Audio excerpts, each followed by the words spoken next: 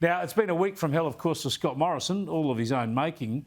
Over the weekend, we learnt the former Prime Minister swore himself into those 5 big ministries and didn't tell most of his colleagues or the public or the Parliament. None of it makes any sense, and nor did his 1-hour press conference on Wednesday. And it's clear Mr Morrison has too much time on his hands now, spending yesterday sharing memes and joking about the whole situation. Here's Prime Minister Anthony Albanese reacting to that this morning. This undermining of our parliamentary system of government, of the whole Westminster system and our democratic traditions of accountability are something that aren't a laughing matter. And I'm surprised at the response of Mr Morrison to this. Let's bring in Sarah Henderson, the Shadow Communications Minister and Liberal Senator for Victoria. Thanks for joining us, Sarah. I don't think Albo's... I think he's got a bit solemn there, hasn't he? I mean, I think this is a serious issue, but there's no problem with Scott Morrison having a few jokes about it online if people are mocking him. Well, Chris, good afternoon, and absolutely there certainly isn't, and I think what the Prime Minister needs to focus on is his accountability to the Australian people. The broken promise on reducing electricity prices by $275 per year. I mean, that clearly is a broken promise that is going to affect nearly every Australian family. The broken promise on driving up real wages, the chaos that we're going to see on construction sites. I mean, really, Anthony Albanese and Labor need to focus on being accountable to the Australian people, and so far, it's not a good track record for the last 3 months. Yeah, look, I know Labor are waiting on a report from the Solicitor General and they're investigating, whether this was illegal or whether Parliament was misled. That'll play out. I think really we know all we need to know just about on this already. I think perhaps Karen Andrews overreacted saying that Scott Morrison should resign from Parliament. But surely we would all agree that his cabinet was misled, the Parliament was misled, the public were misled. This shouldn't happen again. There should be a clear rule. Whenever there are any ministerial arrangements changed, they should have to be publicised, either announced in Parliament or put in the Government Gazette or whatever. Well, Chris, obviously these ministerial arrangements were a matter for the former Prime Minister Scott Morrison. I'm certainly not going to throw him under the bus. We need to wait until we know all of the facts. I do agree that I believe that these arrangements should be transparent, and I'm confident that that will be remedied going forward.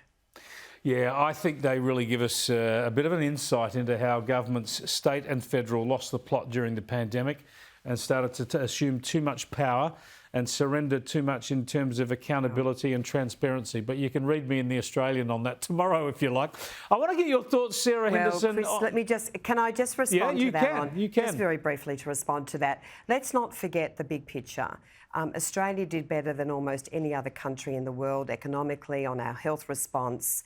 The demands on the Prime Minister were extreme, on the government. So much, of course, was done right, and of course the economic support delivered to all Australians, including the likes of JobKeeper, led by the former Treasurer Josh Frydenberg.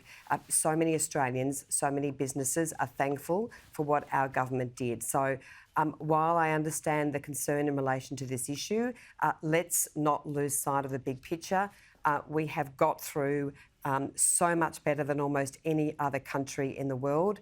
And it was the coalition, the Liberal and Nationals, that did that hard work. There was a lot that was done wrong too. And for instance, that beautiful city we see behind you was the most locked down city in the world, which seems inconceivable given it's a modern, prosperous city in a temperate climate zone. And even Victoria now, along with New South Wales and Queensland, are operating under emergency COVID powers. I mean, this sort of government overreach is just extraordinary. It continues. And yet Dan Andrews is going to go to the polls in 99 days from now, and he's still favoured to win. Tell us why that is the case. Well, Chris, there is absolutely no doubt that Melbourne and Victoria was hit harder than any other state. I mean, Dan Andrews completely lost the plot, and he continues to lose the plot. I mean, this Suburban Rail Loop is an absolute joke of a project. He made it up on the back of a serviette. And I say congratulations to Matt Guy and his team for putting health before this crazy infrastructure project that no one supports. Infrastructure Australia, Infrastructure Victoria. I think things are turning around in Victoria. I think we're now seeing the real Dan Andrews. If Victorians have not had enough already, I mean, the corruption in this state is appalling. There's still more to come, of course, on that. But frankly, Matt Guy is focusing on the issues that matter to Victorians, and no issue is more important, of course, than health and the cost of living in this state. And you can see how comprehensively Matt Guy is addressing these issues with his plan. It does look like it could be a game changer just on 100 days out from the campaign. Essentially, for people outside of Victoria, a $150 billion railway project, Suburban Rail Loop, that Daniel Andrews has put up. He costed it at a third that cost, but the Parliamentary Budget Office says $150 billion. And Matthew Guy says, forget that. We'll forget about the train line. We're going to invest all we can in hospitals and health. And this sounds like it's going to be the big dividing issue right up till election day. Chris, absolutely. This is an absolute game changer for the people of Victoria. I mean, look at Daniel Andrews' record. We have seen so many people die, not being able to get an ambulance, the elective surgery waiting lists, the ramping, the chaos in our hospitals, the rundown hospitals, the lack of investment and the lack of care. And what we've seen from Matt Guy is a real priority for the health of all Victorians. It's a really wonderful commitment that he has made, that the Liberals and Nationals have made in Victoria. This is a game changer, and I'm absolutely confident that Matt Guy will be the next Premier of Victoria. And let me correct myself in real time. That Parliamentary Budget Office estimate was $125 billion, not $150. But, hey, what's $25 billion when you're talking about stuff like this? Yeah. I mean, Daniel Andrews can't tell you the cost of this project. I mean, there's even speculation it could be $200 billion and more. It's just reckless. It's a joke. And as I say, Matt Guy has the priorities of Victorians right where they need to be. And all I can say to all Victorians watching right now, continuing to watch this chaotic and corrupt government, get rid of Daniel Andrews. We have had enough, Chris. Well, for some reason, Sarah, footy's on my mind tonight, so go well your Cats, and congrats to the great